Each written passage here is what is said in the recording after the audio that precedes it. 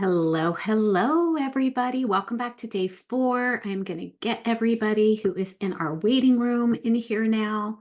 So if you are joining me, go ahead and pop in. Let's make sure that we are also going live on Facebook in our group. So I'm just going to check that real quick and make sure that we're actually going live because you never know. It looks like we're not. All right, so let's get us inside of Facebook. Welcome, everybody. Welcome, welcome. So glad you guys are here.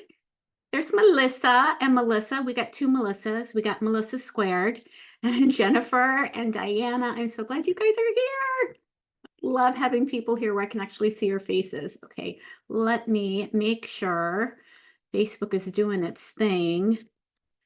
You know, sometimes you think that like tech is actually going to make it easier, and sometimes it just doesn't work out that way. So I just got a new subscription to a really cool tech thing called Restream, which is supposed to stream in multiple places. So it's supposed to be on Facebook and also in my YouTube channel. And sometimes it just doesn't work like you think.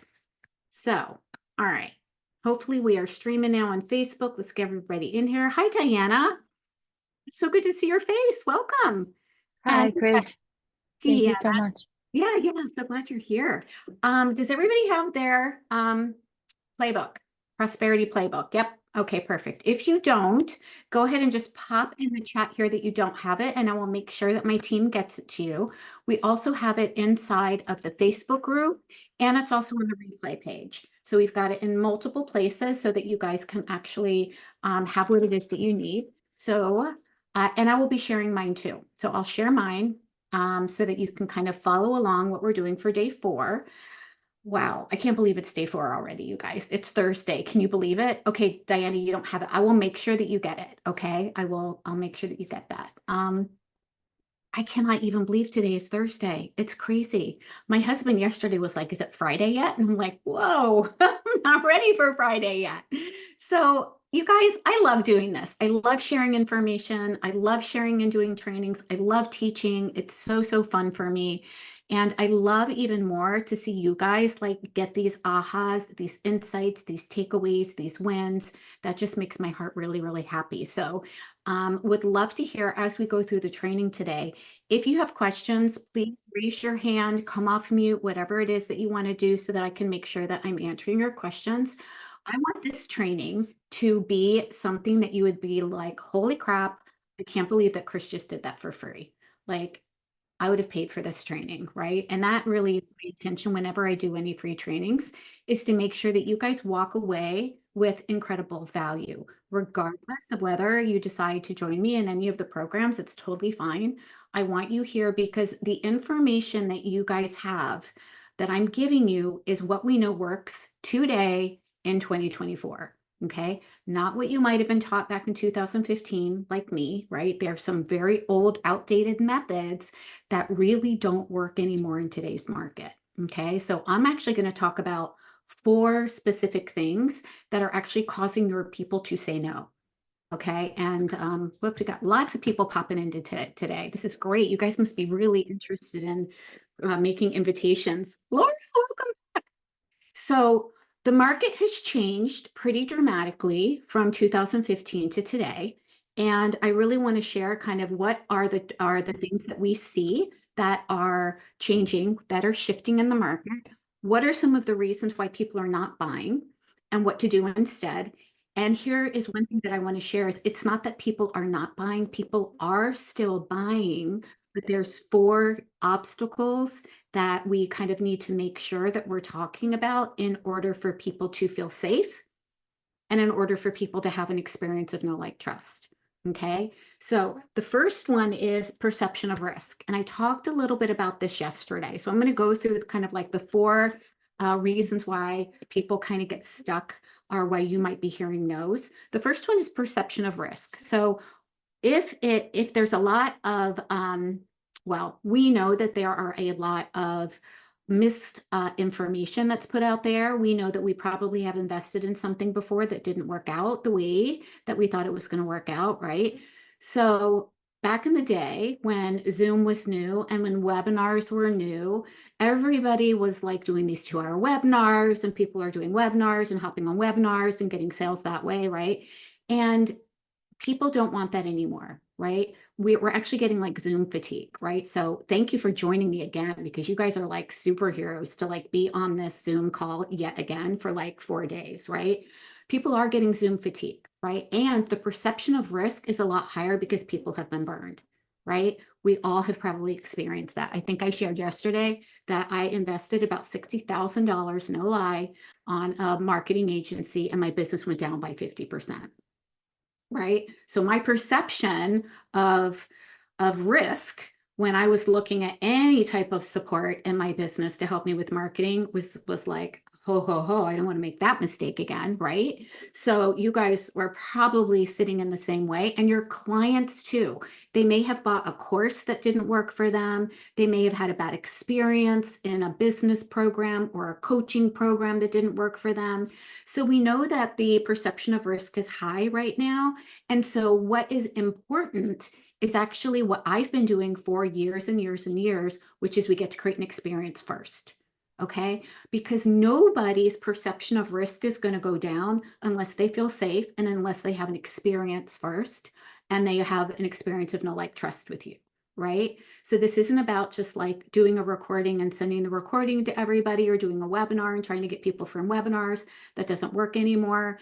It just doesn't work well as a first introduction. I'm not going to say that webinars never work, because I'm sure there are people that have a business model that do that, but it's not the same as let me just get somebody to a webinar and then they're going to buy. It just doesn't work like that anymore. So how are we actually nurturing people and giving them an experience before we ask them to buy?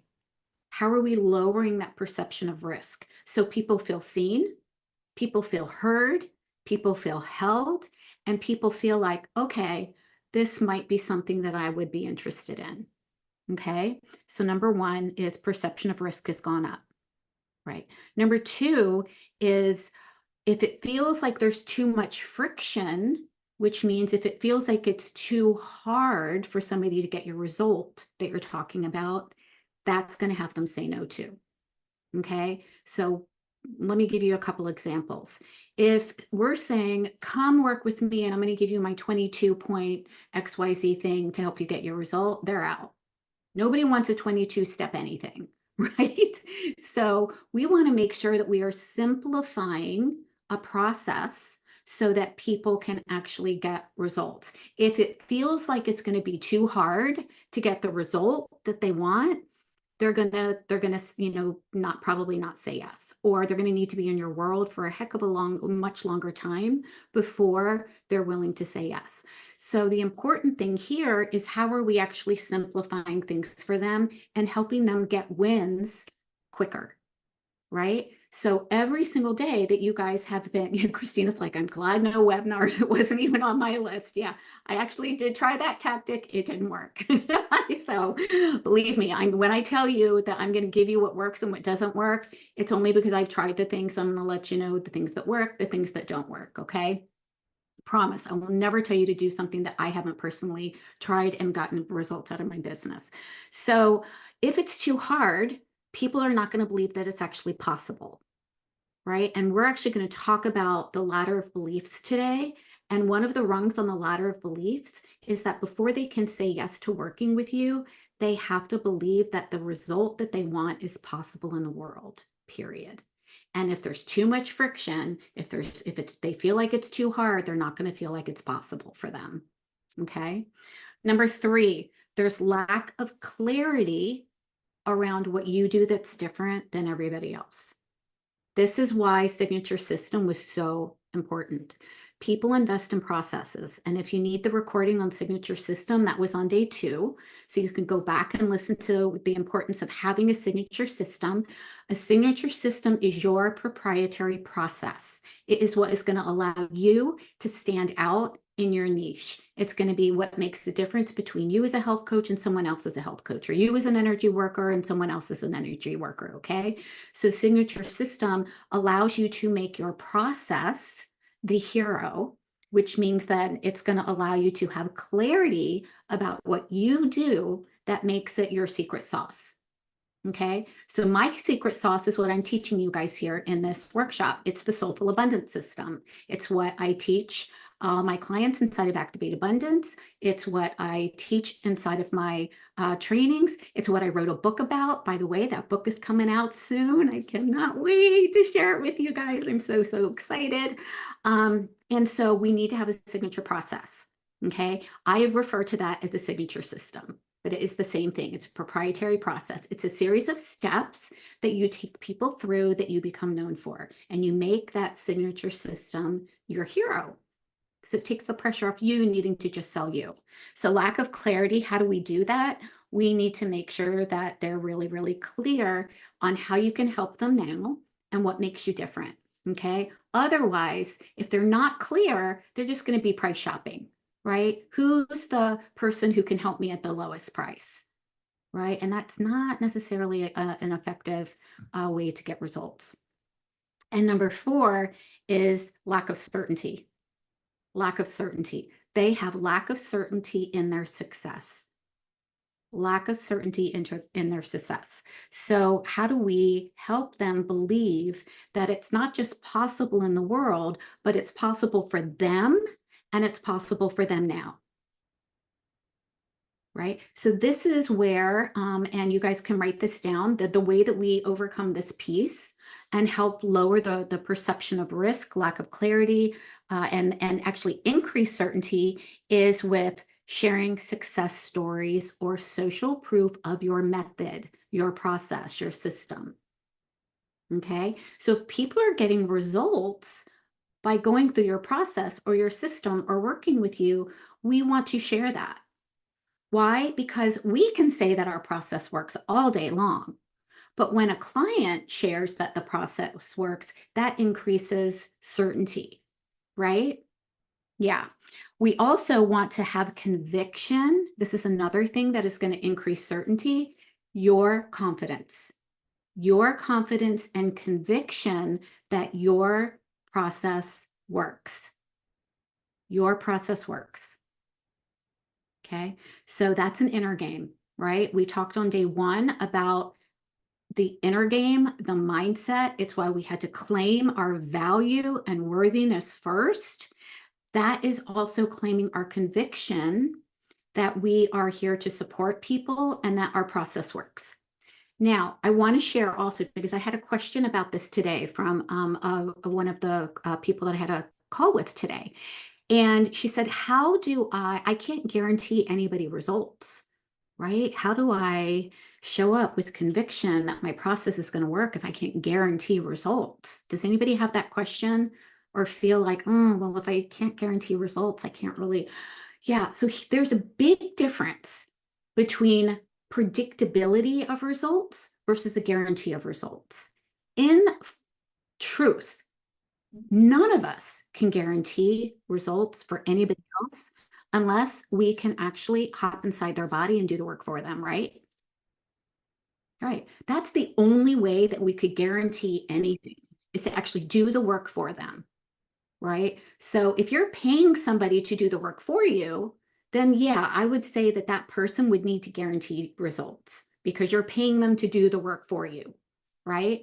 But as coaches, as transformational coaches, as healers, as practitioners, we can't guarantee the results, but what we can do is talk about the predictability of the outcome when somebody implements the process, right?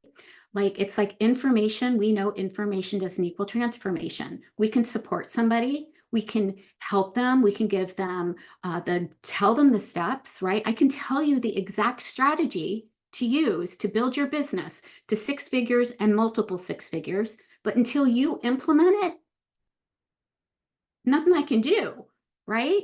I can't jump inside your body and grow your business for you. Same thing when we're coaching clients, right? Is we can't keep them from going through McDonald's. We can't keep them from, binging on the ice cream at midnight or whatever it is, right? We can't do the work for them. So I want you to see that what your conviction is And what your confidence is when somebody shows up to your calls, when they implement what it is that you're helping them with and follow through, the predictability of their results is pretty darn high, right? Wouldn't you say that? Right. Like if someone said, well, if you do this for the next 21 days, the predictability of having this XYZ result is going to be pretty on par, right? Yeah. Yeah. That's anything in transformational coaching, nutrition, healers, energy workers, right? We have to do the thing. They have to do the thing too. Okay. So I just want you to understand that when we talk about a guarantee or a promise on anything, it's not a guarantee that you are responsible for their results. Your clients are always going to be responsible for their results. Okay. But if they show up and they follow through, they're going to get the results with you. Right? We all do. Right? So I hope that takes some pressure off those of you that are trying to build and grow your business when you feel like I can't guarantee results. Why is somebody, how do I, feel really confident about what I'm offering? Because I hear that a lot. And I'm like, okay, here's the difference. We are confident that with our support and with accountability and when they show up and when they implement, that they are most likely and predictable to walk away with the results that they desire. Right? Okay. Cool. So those are 4 reasons why our clients are saying no and what we need to do to get a yes. So just a quick recap before we go into the ladder of beliefs. Perception of risk, right? People have been burned before, so we need to make sure that we are nurturing people that are coming into our ecosystem, creating relationships, creating a sense of safety and know, like, trust. That lowers the perception of risk. Okay. Number 2, we need to reduce the amount of friction. If we make them jump through multiple hoops in order to get the result or in order to work with us or in order to learn more, my website is shineabundancenow.com. Then that's going to create more friction, right? So how do we minimize the friction of people wanting to work with us and simplify things so it doesn't feel so hard? Right? It's one of the reasons why I really like talking about simplicity, because complexity kills anything, right?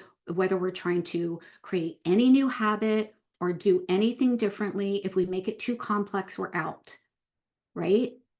Yeah, me too. I'm out. If it's too hard, I'm out. Like, that's too hard, I'm out. I want simple. So it's one of the reasons why, I want to have the simple system that I can put on repeat. Number 3, lack of clarity. What makes you different, right? They're not saying yes, they're saying no because they're not really clear about what makes you different. Okay. What makes me different is that I work specifically with coaches, holistic practitioners, and nutritionists or healers. Okay. And I have a very heart-centered system that's based on building relationships. I don't do fancy funnels. I don't do Facebook ads. This is all about building organically, cultivating community. That's what makes me different. And my Soulful Abundance system is the process or the framework that I teach my clients to use. And it's what you guys are learning here. Okay. And then the 4th thing was no certainty. They're not certain that they're actually going to get the results. So social proof, sharing your story too is another one, right? People want hope. They want to believe and see, oh, okay, well, if she did it, then it could be possible for me too. So how are we increasing certainty so that people feel like, okay, I think that this is possible for me now. Right? Not when the kids go to school, not when the stars align, not when every time is right. Okay, so those are the 4 reasons why people are saying no, or why you might be getting a no, and what we're going to do about it instead. So 2024, we see also that it takes about 7 interactions and touches with people, or 11 hours of interaction with us. Write that down and underline it. 11 hours. So now you can see why people are taking a little bit longer in that client pathway that I talked about yesterday, right? So clients are strangers, they become viewers, right? Then they become leads, then become potential clients, then they finally become buyers. That process is actually taking longer than it used to. So it's taking 11 hours of interaction with us before they have that know, like, trust, and certainty. Okay. So how are you doing that? How are you doing that? How are you collapsing that timeline and making sure that you're interacting with them over a period of time? Right? So what I'm teaching you right now and what you guys are witnessing is actually one of the ways that I do it. When I do a nurture event like this over 5 days, 6 days, 7 days, guess what? That's hours of time that you guys get to spend with me in 1 week. Holy cow, right? So when we are doing workshops, when we are doing in-person events, when we are just reaching out and connecting and saying, hey, how are you? Those are all touch points that collapse the timeline from 0 to 11 hours. Okay, so really, really important. Otherwise, if we don't have a method of doing that, if we don't have a system to do that, they're just going to be in our ecosystem for a lot longer, and they might actually start working with somebody else who's giving them the 11 hours. Okay, and here's a statistic that we also know. People purchase, and you guys write this down, people will purchase from the last 3 people who have reached out to them personally. Right? People purchase from the last 3 people who have reached out to them personally. Okay. So that comes to invitations. Are we reaching out personally to people and inviting them to explore either working with us or hopping on a call or having an assessment or something like that? Christina, you're asking me what's the difference between a webinar and a nurture event on Zoom? Oh, okay, great. Huge difference. First of all, a webinar is always going to be more of a recording. So a webinar is something that's typically pre-recorded, and then it's actually added into what we call a funnel. So somebody's going to sign up for a webinar, and then maybe they're going to pick a time that they want to watch the webinar, right? And then the recording is going to be sent to them, and it's going to open the room, but it's pre-recorded. It's not live.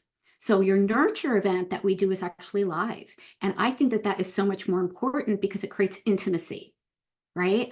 A pre-recorded webinar that you're watching, there's no two-way anything, right? A Zoom where everybody's together and they're getting their questions answered and they're getting seen and they're getting heard. And, we're talking to them, right? Like you can say, hey, Melissa, I'm so glad you're here, right? We got 2 Melissas here, right? Jennifer, I'm so glad you're here. That feels intimate, right? That feels like, oh, she actually sees me, right? So that's really important. On a webinar, that doesn't happen. On a webinar, that doesn't happen. Okay, good question. All right, you guys ready to dive more into invitations? Okay, cool. Let me share my screen with you guys. And I will pull up the workbook. It's not there. Where'd it go? I know it's on my desktop right here because I was just looking at it. All right. There it is. Okay. Can everybody see day 4 invite? Give me a thumbs up. Yep. Okay. Nods. Great. Perfect. All right. Day 4 invite. Invitations. And you guys notice that we are now on day 4 and the invite step is actually step number 5, right? We've started first with mindset, aligning, owning our value and worthiness, right? Then we talked about some of the foundation pieces. Then we talked specifically yesterday about attraction and nurturing. Inviting comes after that. Okay. We have to attract and nurture, and we also have to invite, but we don't just go for the juggler and invite somebody to work with us right away before there's an experience happening, an experience of know, like, trust. Okay. So these are the beliefs that we all go through. It's called the ladder of beliefs before we make a decision to buy. And if any one of these steps are a no-go, we will not make a decision to buy. Okay, so I'm going to share with you. This is why I actually don't believe in overcoming objections. I don't really believe that people have objections. I believe that people get stuck on whether they believe something is possible or not for them. Okay, so I'm going to take you through the ladder of beliefs. Step 1 is, and we actually end up going back to alignment here, is we have to believe that we're enrolled in ourselves, right? We have to have that conviction and certainty, right? That what we have is important and that we want to share it with people. If we're not enrolled in ourselves, if we are looking for somebody else to affirm our value and worthiness, guess what? Energetically, that is going to come through, right? When we're not feeling confident about something, or we feel needy, or we feel like, oh gosh, well, you believe me, right? Mm-mm. So we have to own that first. We have to be enrolled in us as healers with work to do, coaches with work to do, right? That's why we spent so much time on day one getting really, really clear on what is the work that you do? Why is it important that people find you? What happens if they don't find you, right? And when we're clear there, then we can show up in full confidence. So step one is actually a pre-step. We have to be enrolled in ourselves first. All right. So I know this is kind of a little backwards, but step one is the person, before they can buy anything, and this is anything like a mattress, a car, the latest tech, a new computer, whatever, the person needs to believe that whatever result they want is possible somewhere in the world. Somewhere in the world, right? They might not believe it's possible for them yet, but they believe that it's possible somewhere in the world, right? So if someone is struggling with anxiety, they have to believe that somewhere in the world it's possible for people to actually calm their nervous system and not feel anxious anymore, right? Otherwise, there's no way that they're going to want to work with you if you're helping people with anxiety. Make sense? Yeah. So they have to believe that it's possible in the world somewhere. Okay, so number two, they have to believe that the result is actually possible for them, right? They have to believe that the result is possible for them. This is one of the things that we were talking about, perception of risk, right? If they don't believe it's possible, it's too big of a risk, right? If they don't believe it's the result is going to be possible for them, then that's too risky. They don't believe, if you guys don't believe that you can make money in your business, why would you invest in having business support, right? Right. So you have to believe whatever it is that is possible for you. Now we have to believe, we go to the next ladder, they have to believe it's possible for them right now. We talked about that a little bit earlier, right? Not next year, not when, again, the kids go to school, not when they have all of the money saved up in their savings account, because I can guarantee you nobody has a health coaching savings account. Nobody has a healer savings account. Look, nobody has a business coach savings account. I didn't either. Okay. We don't have that. Nobody does. So they have to believe that the result that they want, that they want that now. Okay. They want the result now. Okay. And they have to believe that the result that they want is possible right now. And now they want your support. Okay. They're not going to work with you, even if they think that it's possible and they want something now, if they don't want your support. Okay. This is why creating relationships is so important, right? People need to actually want to, or need to resonate with you, feel safe with you, have an experience of know, like, trust with you before you're going to desire your support, right? Yeah. Okay. So how do we do that? We build relationships. We give value. We serve first. We nurture, just like I talked about yesterday in the nurture method. Number 5, and this is where many people tend to get stuck. They believe it's possible for them with your support, and yet they kind of get stuck here because they're not willing to either explore any outside resources or have conversations with people necessary to make the decision to buy, right? When it all comes down to it, they have to be willing to say, yes, I'm going to make this investment in my health. Yes, I'm going to make this investment to lower my anxiety. And I'm willing to have a conversation with whoever it is that I need to have a conversation with to support me in this decision, right? Sometimes it's us. Sometimes it's our partner. Sometimes it might be a bank. right? If I was, needing to go to get a bank loan, if I said, you know what, I really want to invest in this thing to build and grow my business, and my bank account says no, how else could I do that? Well, maybe I go to the bank and say, I want to take out a loan for this, or I want to take a small business loan out, right? Um, so they have to believe and be willing to have that conversation and to explore outside resources. Okay. If they're not willing to do that, they can't be a yes because they're stuck on that ladder of belief. Right. So this is important that we're clear on the ladder of beliefs that people go through so that before we actually have a call with somebody, and the truth is, by the time somebody actually gets on a call with you, they've already gone up to step 1, 2, 3, 4. That's what the nurture process does. The nurture process actually takes them from, I don't even know if I, know if it's possible. It takes them all the way up to the latter step number 4, right? So think about it. By the time somebody comes and has a seat on my front porch to explore what resources I have, they already know that they want my support. They're just not sure yet where. So your person is already going to be clear that they want your support. Okay. So then it's okay. Well, how do we support them? Once we lower the risk and we increase the certainty, then the chances of them being willing to explore, okay, I want this. I'm a heart yes for having it. How can I make it possible for me? How can I make it possible for me? Right. And look, I've been in that position many, many times.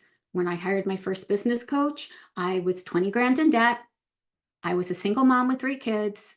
I had no idea how I was going to afford it. I actually invested 10 grand. I said yes to invest 10 grand, didn't have the 10 grand. My bank account said no, but I was a heart yes. And so I had to think, all right, how am I going to do this? I want this, and I'm willing to explore resources on how I could make this possible for me. So I had to think outside of the box, right? What I didn't do is say, sorry, bank account says no, because I was a heart yes, right? Now, if you're not a heart yes for anything, then the decision is done. If your client is not a heart yes and they're like, yeah, I don't want that, done. Like we're not trying to convince or persuade anybody, right? They have to say that they want the result. They have to believe it's possible for them now, and they have to desire your result. Okay. And when they get to that place, they have to be willing to explore outside resources. And that comes from inside them. That doesn't come from you. That comes from inside them, right? We can't convince somebody that they should want to have a different experience of life. Is this making sense? You guys picking up what I'm putting down here? They have to believe that they want a different experience of life first. Yeah. Okay, cool. So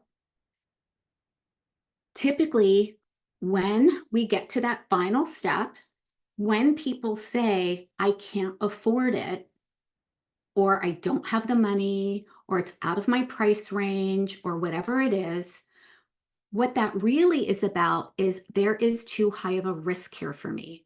I don't really believe that the result is possible, right? Because if they believed that they would get the result, they would find the money, right?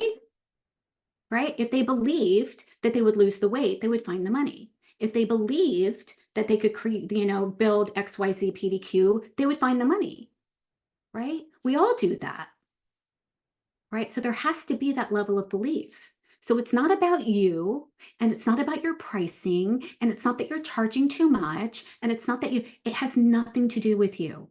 It's about their perception of risk and that they might not get the result. And so when this happens, we get to be a stand for them and what it is that they desire. Okay. So instead of saying, oh, of course you can afford it. No, we're not going to do that. Like if they feel, that they can't afford it and that the risk is too high, then a couple things that we can ask them is, if you had, what's in the way? What's on a scale of 1 to 10 with you believing that the result is possible? Where are you? Chances are they're not at a 10, that they believe that the result was actually possible, right? So we can support them there then, but we have to know, right, where they are, where are they stuck on that ladder of belief, right? I want to give you another example. If you were guaranteed, like the risk was like negligent, and you were guaranteed that you would make, let's say, $5,000 off your next stock investment in the next 30 days. But you had to come up with $1,000 and you didn't have it.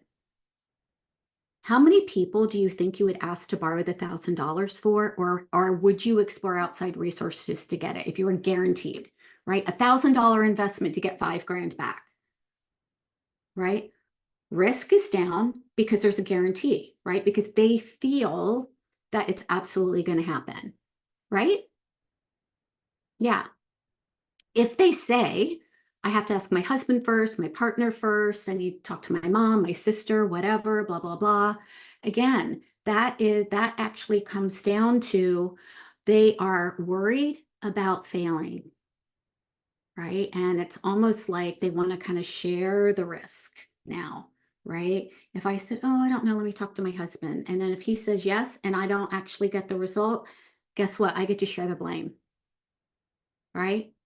Well, my sister said I should do it, so it's okay.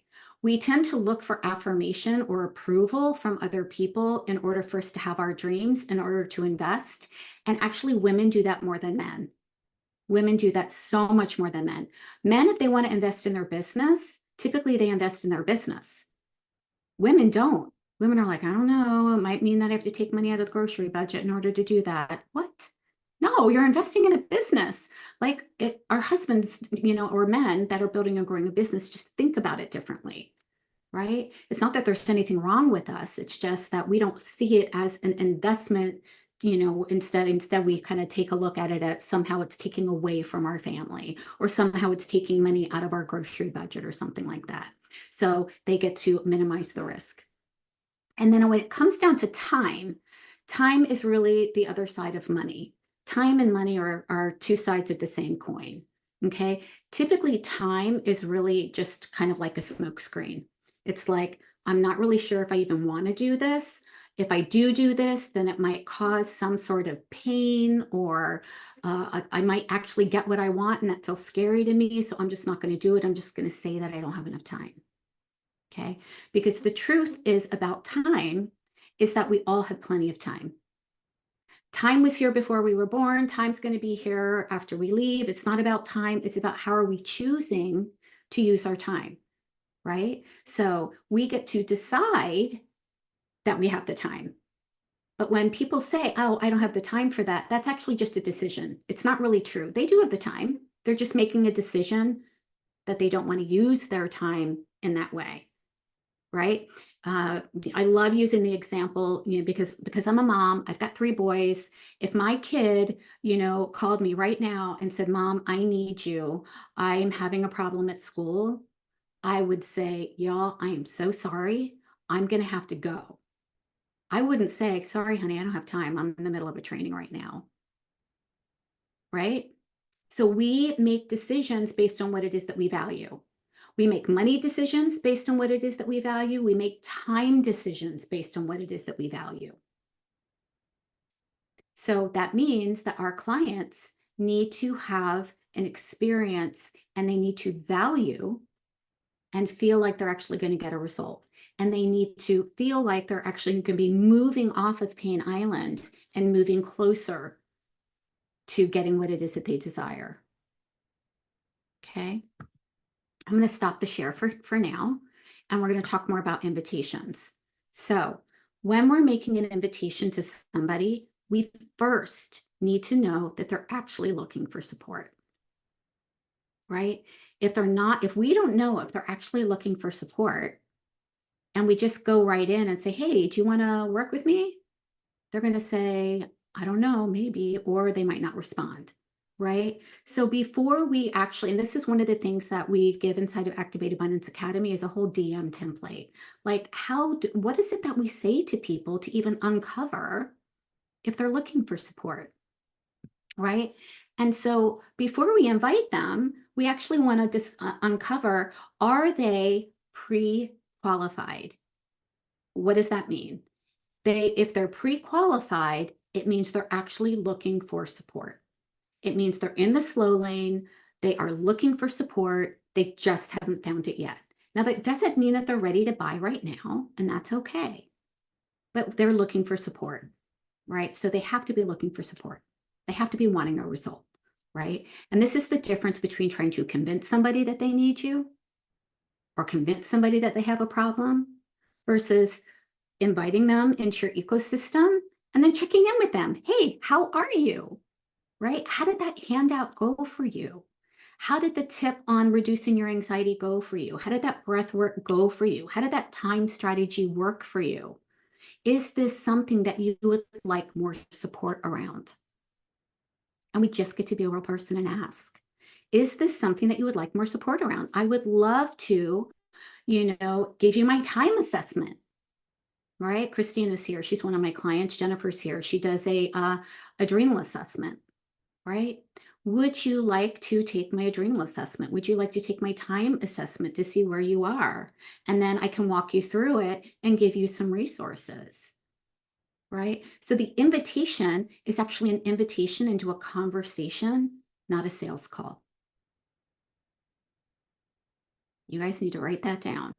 When we make invitations for people, first we have to make an invitation into a conversation, not directly into a sales call, unless they've already reached out to us, right? Like Jennifer, your person reached out to you and said, I want to work with you. How can I work with you?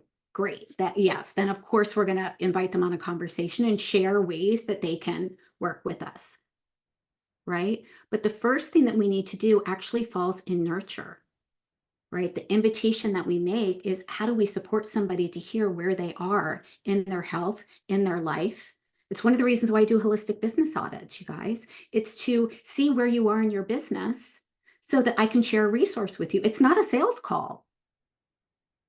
It's not. It's to see, because guess what? If you're asking me for something on that call that I can't give, then that also is giving me information on who I can guide you to, or what offer or support, level of support or resource might be the best fit for you, right? So it's giving value.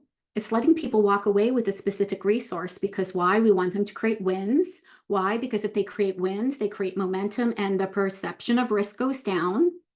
Can you see how all of this works together? Yeah. So ask first, are they interested in having an extra resource? Are they interested in having more support around this? And if they say yes, they've just pre-qualified themselves. Doesn't mean that they're a buyer, but they've pre-qualified that they are in the slow lane and they are looking for support to solve a problem. Okay.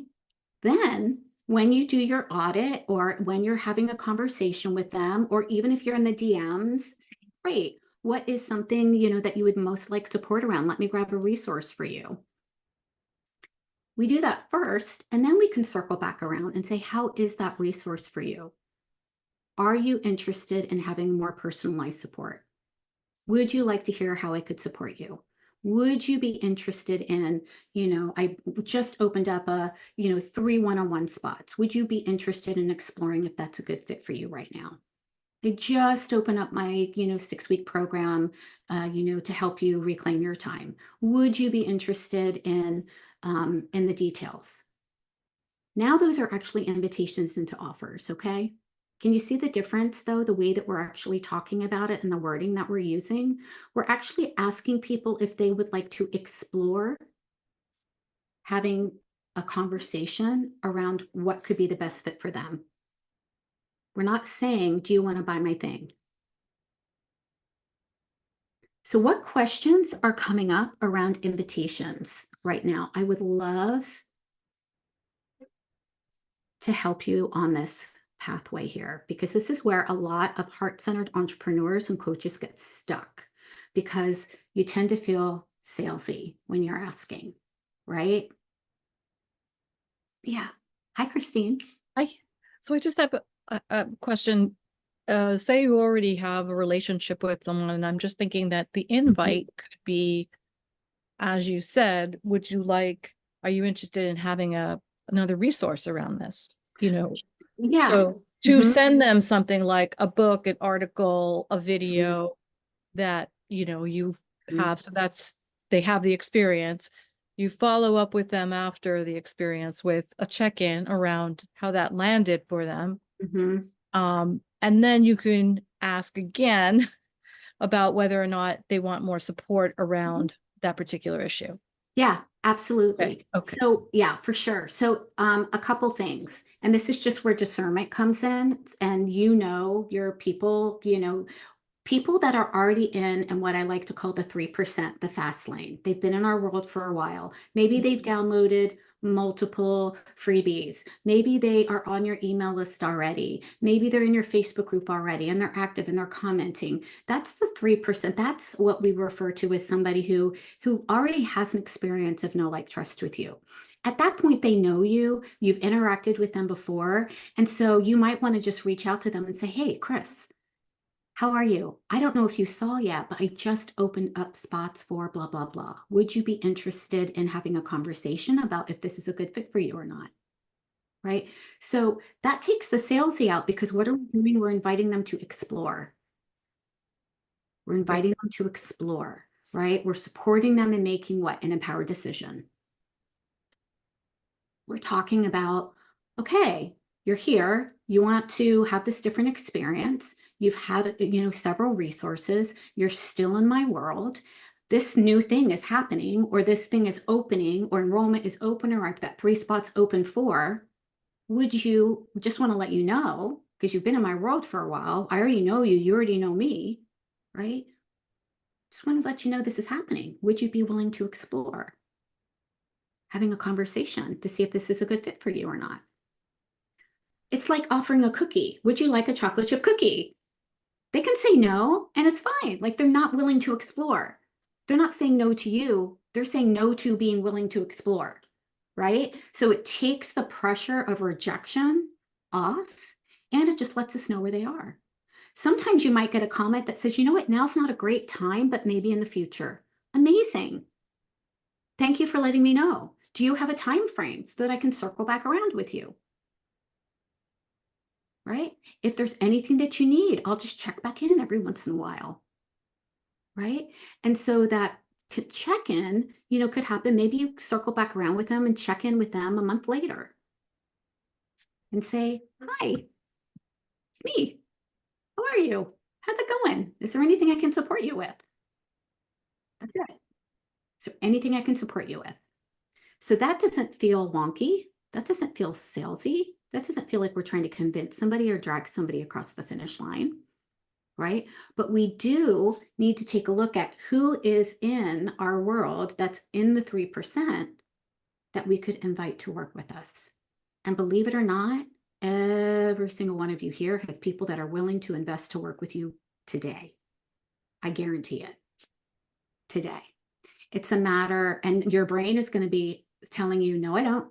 No, I don't. I have no idea who that is. No, I don't. Just because your brain is saying, no, I don't, does not mean that that's true. What's true is that you probably actually haven't invited some of the people that you've already engaged with. That's probably more true than thinking that you don't have enough people, right?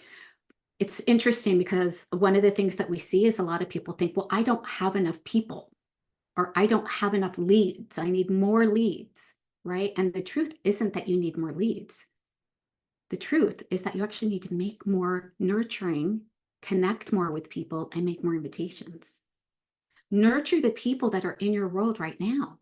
If you have a Facebook group, nurture the people that are in your Facebook right now. Ask them, how can I support you today? Is there anything else that you need? I've opened up a one-on-one spot. Would you be interested in exploring joining me so that you can have this XYZ result that you want, so that you can lower your depression, lower your anxiety, lose the weight, feel better, whatever the result is that you support your ideal client with? Yeah. So questions. Christine, that was a great question. Melissa, what do you run up against? No? You're like, I don't know, don't call on me. No, I was thinking, which Melissa? Which Yeah, I'm Melissa? sorry, you, Melissa H. Sorry. Melissa P, Melissa H. Melissa What- H. What do Any I run up questions? against as far as invitations? A couple of years ago, I would not have invited people to work with me. I've done so much inner work, inner game work, that inviting is not an issue anymore. I Okay. think my big thing is not having a clear result to be able to invite people to. Yeah. Okay, cool. Great. So Yeah, that's actually, if we don't have a clear result, then we can't exactly. in ourselves and we can't have that sense of certainty. Beautiful. Excellent. Exactly. So So this is that's kind of great. where I am right now and thinking Yeah. and working on that. Perfect. So this was absolutely perfect. So now you know that that gap just needs to be filled. That's your next step. How can you create certainty on the result? And by the way, you and I have a call coming up, so I know I'm going to help you with this. Who's the right fit for you, right? Who's the right client, right? Who are the people that we don't have to convince or persuade that they have a problem? They already know they have a problem. Yeah. Cool, cool. Deepa, what if you only haven't really expanded your following much? I've some outside my family friend circle, but not much at all. Would you still have clients? Or maybe I need to expand the circle. So I would actually say yes to both of that, Deepa. So first of all, we do have people, even if we're just starting to build and grow our business and we don't feel like we have a following or an audience yet, we actually still do have people that would be willing and are looking for support. It means that we just need to kind of take a look. By the way, I'm going to do a special bonus training on this on where to find paying clients in any economy next week. So I'm going to talk more about this in depth.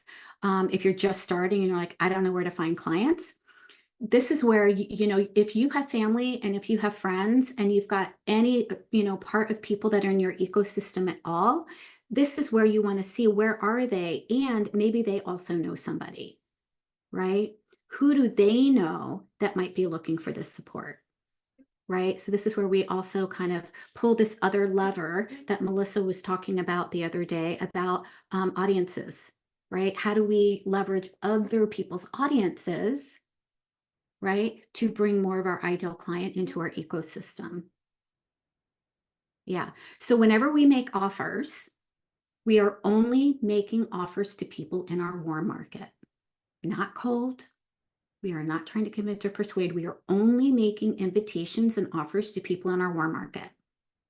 Okay. In order to get them warm, if they're brand new, we have to nurture. We have to collapse that timeline of 11 hours. Right. And Jennifer, you're doing such a great job with that. So Jennifer is a therapist and she's also a menopause coach. And she started doing, I hope this is okay that I share this, Jennifer. Can I share about the meetups? Okay. She does meetups every single month. And that is one of her ways to collapse the timeline, right? So if she's going to do a live meetup every month and she does it on Zoom, right? You've done some in person, you've done some on Zoom, right? They're getting to have an experience. They're getting to know Jennifer. They're getting to see what is it that she's sharing. She's consistent every day inside of her Facebook group. She's scheduled out posts and she knows what her person struggles with, right? And now she just got her first paying client. So congratulations this week. Yay. Fantastic. Yeah. Deepa, I talked yesterday about nurture, so you'll want to go and watch the replay for yesterday. Okay. Yeah. Cool, cool. Because today we're actually on step 5 and I don't want to go back. Yeah, my pleasure. Yeah, yeah. All right. Who else feels like they get stuck because they feel salesy about making an offer? Anybody? I used to all the time. Again, I shared with you guys yesterday that I wished people would like cancel. Like I secretly hoped that they wouldn't actually show up to the call. Yeah. Anybody else feel nervous about inviting people to work with them? Even my clients, you guys come off mute, ask. Happy, Alyssa, Jennifer, Christina. Hi, Chris. It's Alyssa. Hi. Hi. So I still feel like that. Well, not so much salesy, but I get really nervous to invite to like an assessment call Mhm. because I feel like it can feel salesy. Like there's just like a fine line. So I still get a little bit nervous with that. Okay. So whenever we get nervous about making an offer, a couple things are at play here. Number one is what is the talk that we've got going on in our head about it? We tend to make it about us. What are they thinking of me? Instead of how can I actually help them get a better result? right? So Alyssa, your work is just going to be on repeat. But what if they don't find me? But what if they don't find a solution to the problem? But what if they don't take the assessment and they're still struggling and they don't know what to do differently? So we want to put the focus back on the reason why we're inviting them into assessment is so that they can get a different result, right? Money is a side effect to the service. If we're making it about closing the deal or getting the client, we're going to feel wonky and salesy, right? Yeah, because we're like, well, I just want to close the deal. I just want to get the client. But if we make it about serving and helping them make an empowered decision and taking the pressure off us, we don't need to make them say yes. That's not our job. Our job is to provide a service, to give value, and let them make the decision. So sometimes we get in our own way by thinking that, but what if they say no? Right? Or what if they think I'm just trying to get their money? What if they think I'm just trying to make a sale? Right? That's all about you. It's all about, if I'm thinking that, that's all about me. Right? Instead of, you know what? I'm here to serve. I'm here to help. I know that no matter what, they're going to walk away with a better experience than when they got here, or they're going to walk away with a solution, regardless of whether they decide to work with me. How different would it make you feel if you knew that that person, by just having a conversation with you, was going to walk away with a win no matter what? How would that That's make you feel? good. That's good. I like that. Okay. Because that is really what the intention is. We want them to walk away with a win no matter what. And I will tell you another reason why that's really important. I can count, God, I can't count on my fingers how many times this has happened, where someone has been a no, not yet, and they've come back later and said, now I'm ready. And the reason why is because they felt amazing when they said no. They felt like it was okay because it was an empowered decision, because it really was. It wasn't a decision made out of fear. It was a decision that, you know what? I do want this. And I just realized that right now is not when I want it. But they get to decide that, right? And I'm like, great, awesome, fantastic. I'm so glad you feel really good about that decision. They're supported in the decision. Yeah, Jennifer. Yeah, I was just going to say it gets easier with practice, Mhm. and it gets easier when you have a rapport built with that person that you're trying to invite, Yep. because it feels so awkward when you don't really know them very well. And we're also doing this invitation process, very one-dimensional, virtual. Yep. Whereas if I had been having conversations in the flesh, in person with someone, it would feel so much more natural Yeah. to say, hey, let me talk about how I can support you. Here's, all the different ways. It just feels harder when it's through DMs because Yeah. you have no idea what their personality is like and, what they're Yes. thinking. So I think that does play a role sometimes, just the whole Sure. virtual invitation. But Yeah. yeah, like yesterday, I ended up messaging a woman that I had messaged a couple months ago, and I just wanted to check back in. And we'd established a little rapport through the messages. And then it just naturally led yesterday into me saying, it sounds like you're dealing with a lot. Would you like to hear more about how I might be able to help you? And it just felt so natural, and Yeah. it didn't feel coerced or weird or funky. And Mhm. so I think when it happens and it's right, it just feels like that. Yeah, exactly. And so everybody, I want you to hear that what happened was that there was a relationship that was built first. Okay. That's the difference. That's why the nurture method that I teach is so important, because they don't teach you that in business books and schools or anything else that relate. And look, that is actually, and it's so weird for me to say the wave of the future, but that is really what is going to be the difference between you staying in business and other people closing their doors down. Okay. It is timeless. It is timeless. Relationships will always matter. Always, right? Not tactics, not the algorithm, right? A lot of times we're like, we blame it on the algorithm. Oh, it's the algorithm. That's the reason why I don't have enough clients. Nope, that's not true. If you are focusing on relationships, the algorithm doesn't matter. You don't need to have a giant audience either. I hit my first 6 figures when I only had a very small Facebook group of 500 people and less than 1,000 people on my email list. And it's because I focused on relationships.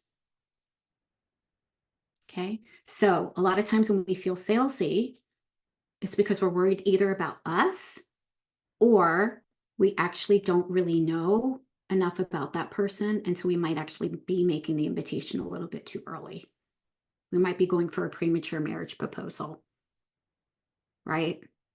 Yeah, you're right, Deepa. Relationship equals trust. Exactly. And again, strangers don't buy. There has to be an experience of trust and of safety. Because if nobody feels like they trust you, they won't buy. If they don't feel safe with you, they won't buy. And if they don't believe the result that you're talking about is possible, they won't invest. Okay. How is this feeling for you guys? I would love, by the way, thank you, Deepa, for putting back that in there. Yeah. She says it reminds her of a great service person in a retail store who also gets sales. Good analogy. Yeah, absolutely. Can I just say something about the buyer's journey? Sure. So one of the things that I had to get over and get past, and I still gripe about it sometimes because, I'm human and we're all building a business and we want our clients now, like we want the money now. And so we are learning that, like you said, the buyer's journey can take like up to a year. I mean, it's not as easy as it used to be. So we can't go into this like building a business thing thinking like, I'm going to get clients like right away. So I just, sometimes I complain about the fact that I have like the same 5-6 people engaging all the time in my Facebook group. And I don't have a huge Facebook group. I probably have like 132 people, which that's not good or bad. It's just 132 people and I can make the most of those 132 people. But the fact that the same people keep showing up, like I used to think of it as like what the hell is wrong like with me? What's wrong with my blah blah blah? But it's like those people they obviously value what I have if they keep showing up, if they keep taking all the free resources. I used to complain like, oh, they'll just take all the free resources I have, and then like run the other way. But that's not true. I mean, they keep showing up to the lives, they keep showing up to the masterclass, they keep raising their hand for the free resource. And when I changed the way that I thought about that, I was like, these are the people that are going to eventually like buy from you. And if you're selling them a high ticket program, you're talking with 5-6 people, that's a good chunk of change. So it's just like really just being patient and just not giving up, just keep showing up. And, it's easy to get discouraged, but, let yourself have your little tantrum and then just get back at it. Yeah. Yeah. I want to speak into a couple things that you just said, Christina, because that's, first of all, being patient, yes, but also being consistent, right? And that's something that Jennifer and Christina and Alyssa are all doing right now inside of Activate Abundance Academy is they're consistent. They're implementing consistently, right? And I also want to just kind of debunk the myth that it's hard. It's not really hard. Like really, let's take a look at like birthing a baby at home was freaking hard. Let me tell you, right? That was hard. I birthed 3 babies naturally. That was hard. Creating a relationship with somebody doesn't really have to be hard. And we can actually have clients a whole lot quicker. But again, we need to discern who are the ones in our warm audience. So Christina got actually clients pretty darn quickly, right? Because they were in her warm audience, right? So there are people in our warm audience right now. But we need to do both. We need to have what I call as a short-term strategy and a long-term strategy, right? And that's where a cash infusion comes in. I wasn't planning on talking about it, but it just reminded me. When we need to create a cash infusion in our business to create income, that is something specific that we go only for our ideal clients. Every single one of you could create a cash infusion in your business and actually get a client today. So it doesn't have to take a year. But again, we're only going to be inviting people that are in our ecosystem already, right? So they might have been in our ecosystem for 3 months, 6 months, right? It just depends also on their level of readiness, right? We all have a different level of readiness and trust, right? So it depends. Are we showing up consistently? are we focusing on the right things, or are we just kind of pushing papers around on our desk or tweaking the website yet again, right? Trying to find just that one special word, right? Or are we actually taking a look at, who is in my ecosystem that I could invite to work with me in this way? And so a cash infusion is very different. A cash infusion is what I call the short-term strategy. It's one of the things that I teach inside of Activate Abundance Academy. We actually give you access to the Cash Flow Accelerator course. And again, I shared yesterday that the first 5 to join me inside of Activate Abundance Academy get 30 days with me to create a cash infusion so that I can help you determine what is going to be an offer that is going to be specific to your ideal client so that you can bring in cash quickly. Because I want you to create cash quickly, because when you bring on a client, you're actually in momentum. You're going to be more excited about continuing to implement, right? So the longer term strategy, which is actually creates a sustainable and a predictable business, is getting on repeat the attract, nurture, and invite over and over again. Okay. And Deepa's right, attracting the right clients rather than a person who's not ready. Exactly. Right. So 2 different strategies to build and grow your business. One is, how am I making a sale today? Is there anybody in my warm market that I could serve? The other one is, what am I doing to bring new people into my ecosystem? What am I doing to nurture the people that are already there? And then who might be ready to have a conversation? How is this landing for you guys? Any other questions? Is this making sense? Yeah. Okay, cool. It really isn't any more complicated than that.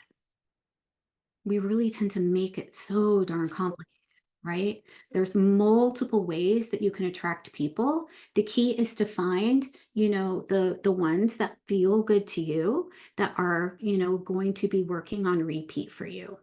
It's one of the reasons why I love doing something like this, where I'm teaching and I'm giving value, because I love to do it.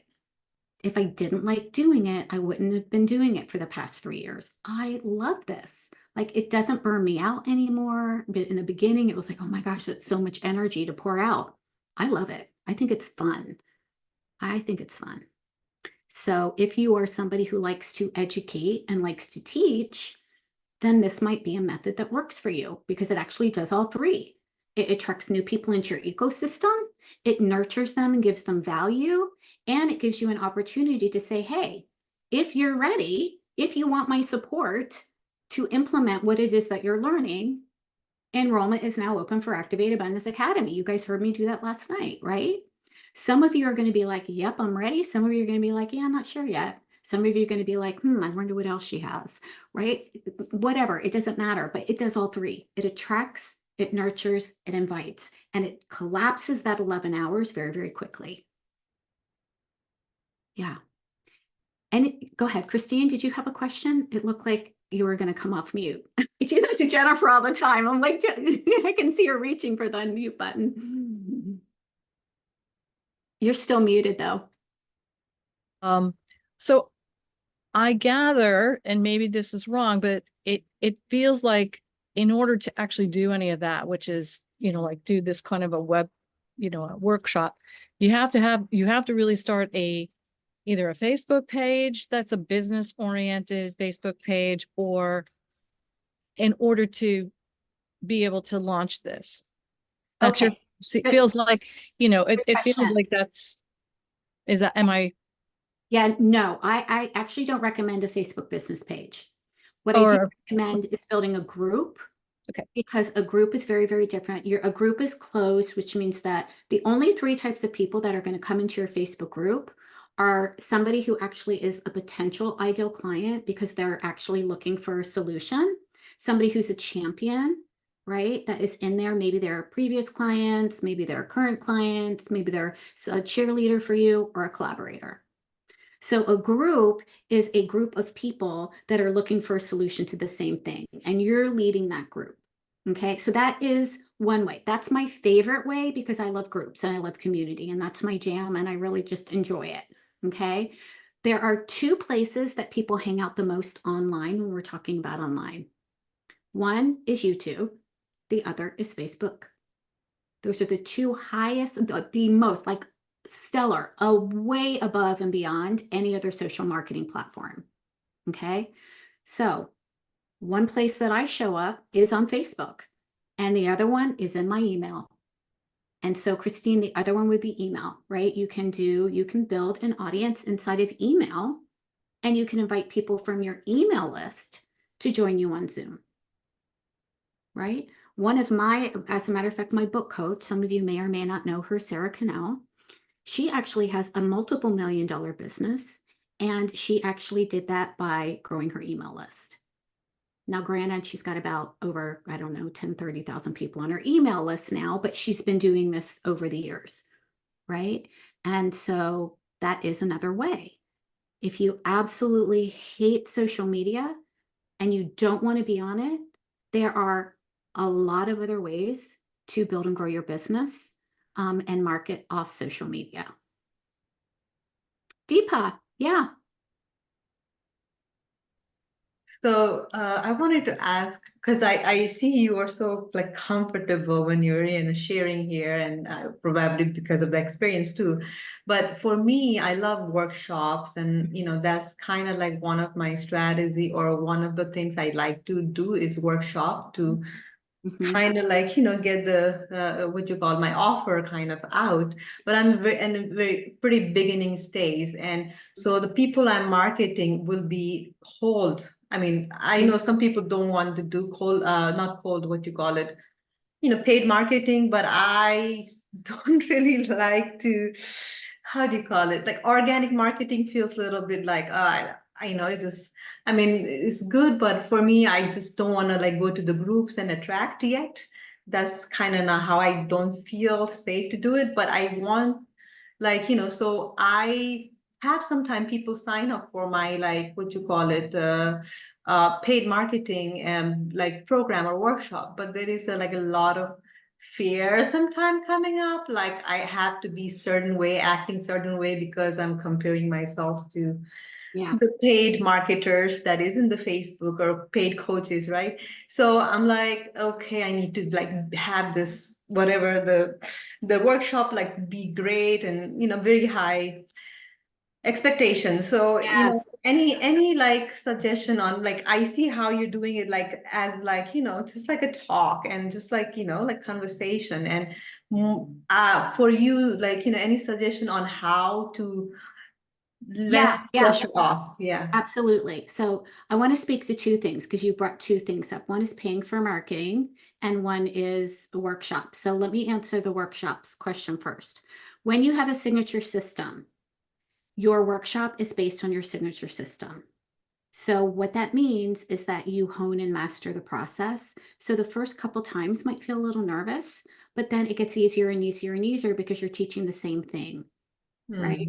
Now, my workshop, even though I'm teaching the Soulful Abundance system over and over and over again, it's never the same. Why? Because I don't work off the script, because I can't stick with the script. And so it depends on questions that happen here. I'm going to teach the same steps, but sometimes the information comes out differently, and that's okay. Right. So we do want to make sure that we create an experience for people. And when you do a workshop, Deepa, I think that your workshop actually does those three things. It brings people into your ecosystem because they want to learn what it is that you're talking about. If you are doing it in like a Zoom room, and I highly recommend a Zoom room, because it creates interaction, it creates community, it creates more intimacy, then people are getting an experience of you. Right. And then, yes, you can either invite them to hop on a call with you, or you can invite them to explore your next thing. Here's the thing, though, with your workshops, you really do want to make sure that they're more than one day. Okay. Or just 1 hour, because again, the 11 hours. Right. So that's why my workshops are typically around 5 days. We know that there's actually a sweet spot, and the sweet spot is around 3 to 5 days. Some people do 9 days. Right. I actually end up doing 9 days because I do some bonus trainings, but I cover all of my, bye Jennifer, but I cover the main Soulful Abundance system within, a certain number of days. And then my bonuses, or my bonus days, or my bonus trainings are really just about what I hear people asking. What are people asking me? What are people asking here? What are my clients asking me? What is the community asking me? So that I can do that. So step one, Deepa, is to not worry about perfection, right? Comparing your chapter 1 to somebody else's 20 is just, it's not effective for any of us, right? We just have to start, and we have to allow ourselves to do it imperfectly and know that just doing it is a win. And then you put that on repeat, and then it becomes more comfortable over and over and over again. So Okay. would you say that some level of practice, or like what you call it, doing it again and again, Yeah. would lead you to kind of be like relaxed, like, okay, I'm not going to worry about it now? Exactly. Because you feel comfortable with the material, you've taught it, you're probably going to know what people are asking questions around too, because you've done it multiple times, right? Which means you get to hone and master the process. That's the key, right? That's what keeps it simple, right? When you have a signature system, we're creating a signature talk or a signature event or a signature workshop around your signature system, so that you become stand out as your process, as your system, and you put that on repeat. My clients actually do a nurture event about once a quarter. Once a quarter. Every quarter, they'll do the same one, right? And then guess what? By the fourth, by the time that you've done it a couple times, it becomes easier, right? And then we also get to dive in and go, okay, how did it go? Like, what do we need to tweak? What did we love? What didn't we like? Like, we hone and master that process, right, as we go. Yeah. And then the paid marketing part, I highly recommend that you do not invest in paid marketing right now. And the reason why is because you don't have a process to attract the right people into your ecosystem and to convert them into sales. Hiring marketing does not do that process. The only thing that marketing, paying for marketing does is it gets eyeballs out there, but that doesn't necessarily mean that they're the right client. And it doesn't convert people for you like that. Okay. The only way people are going to become a buyer is if they have an experience of you and they have that know, like, trust with you. So you have to do, and marketing and just posting on social media is not a marketing system. It is step one of attraction, but it is not a process that nurtures them and then invites them to work with you. Right. Okay. I have a follow-up question. So if you don't have a following, then you probably have to attract those clients with, like, say, Facebook group. Then you would have to do a little bit of paid marketing, like, say, Nope. get a leads, you know, what you call Facebook leads. No, No? absolutely not. So how do you get clients for Facebook group? I mean, people in Facebook group then. Yeah. So here's the thing, Deepa, I want you to go back and watch the replays, because I talked about this on how we actually attract new people into our ecosystem organically. And I talked about that yesterday. Okay. So go back and watch yesterday's replay, because you're going to learn a whole lot more. Your question will be answered, and I'll also answer that here. There are multiple organic ways to attract people into your ecosystem. One of them is by doing what we call one-word marketing. So for example, who are my women who want to learn more about intermittent fasting? I have a free resource for you. Great. Guess what? Everybody who comments on that post is a potential client. They've raised their hand. They said they want that resource. They are now in your ecosystem. That is one way of organic marketing. Another way of organic marketing is to be on a podcast and to share something or some sort of training. Another way of organic marketing is to actually do oh my gosh, what's the word I'm looking for? If you're at like a networking group and you can connect and collaborate with other people that serve your ideal client a little bit differently. Maybe you decide to do a Facebook swap. I've done that many, many times. So there's actually more ways to do it organically, Deepa, than actually paying. And again, the problem with paid marketing is that you don't have a process. You don't actually know what your ideal client wants or doesn't want. You have to be crystal clear on who your ideal client is and what the problem is that you solve, and be crystal clear on that first before you start investing in paid marketing, before you start investing in ads. I hear that you don't want to do the organic marketing. I get that, but Just the groups, like other people's group, how do you call it? Going to all the groups, and I know people post, I don't do that. Yeah. I don't do that. I don't do that. So again, you get to find something that works for you. Okay. And that's, if you don't like that, you don't do that. But there are so many ways to actually do organic marketing and bring people into your ecosystem. So a couple things. Go back again, watch the replay from yesterday, and then I will look into my business vault and I will find ways that you can, actually, I'm going to send you my marketing off social media.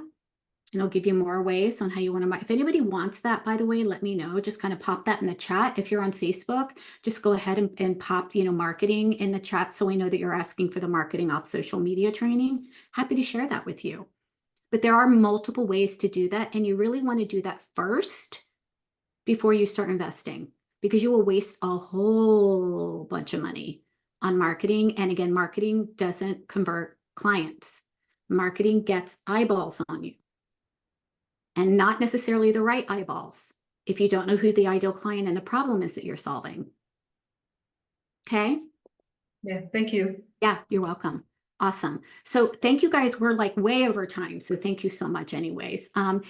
If you have any more questions, reach out to me in the chat. I am more than happy to support you and answer your questions if you still have one here that wasn't answered. And if you haven't yet, booked your audit, please book that with me. Again, it's not a sales call. It is a way for me to see where you are and to help you kind of put the pieces together and fill in the gap that you need. Okay. If you do want support around making a decision about joining me inside of Activate Abundance or any other resource, DM me, message me. We'll set up a call and a conversation. And again, the conversation is to share resources and to help you make an empowered decision. No is absolutely okay. As long as it's an empowered no, I promise I will absolutely support you in an empowered no, right? And if Activate Abundance isn't for you, there are other ways that I can support you, and I'm more than happy to share with you what those other resources are too. All right, ladies, thank you for hanging out with me. You guys are like rock stars here. We will make sure that we put the check mark next to your name on our spreadsheet to go into the drawing to win the VIP day with me. Tomorrow, we're going to come back at 4 o'clock again. I know it's a Friday at 4 o'clock, but come back if you can, because we're going to be talking about obstacles to success. Okay, because we do kind of get in our own way, and there are 8 specific obstacles to success. So we're going to talk about that tomorrow. And then Saturday, we're going to do an open Q&A. So if you guys have any questions about any of the trainings, I'm here for you. And we'll do an open Q&A. Sunday, watch the replays, catch up, enjoy your weekend, relax. And then the following week, we're going to do the where to find paying clients in any economy so that you guys can understand exactly kind of where your ideal client is hanging out and what to do about that. Okay, sound good? Awesome. Thank you for being here, you guys. You're awesome.